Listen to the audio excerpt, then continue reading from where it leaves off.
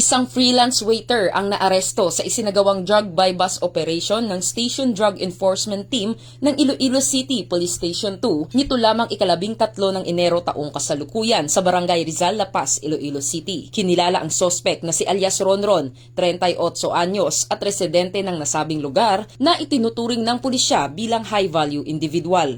Ayon kay Police Lieutenant Colonel Lorenes Rosaria, Deputy City Director for Operations ng ICPO at OIC ng ICPS2, 10 sachet ng hinihinalang shabu ang na-recover mula sa sospek, kabilang ang buy-bust item na may kabuuang timbang na humigit kumulang 80 gramo at tinatayang nagkakahalaga ng 544,000 pesos. Batay sa verifikasyon ng pulisya sa distrito ng Haro, dito umano kinukuha ang supply ng iligal na droga na dinadala sa distrito ng La Paz. Kasalukuyan namang nasa kustodiya ng pulisya ang sospek para sa agarang dokumentasyon at disposisyon na haharap sa kasong paglabag sa Republic Act 9165 o ang Comprehensive Dangerous Drugs Act of 2002. Patunay ang matagumpay na operasyon na ito ng Iloilo City Police Station 2 Station Drug Enforcement Team sa patuloy at puspusang pagsisikap ng PNP laban sa iligal na droga.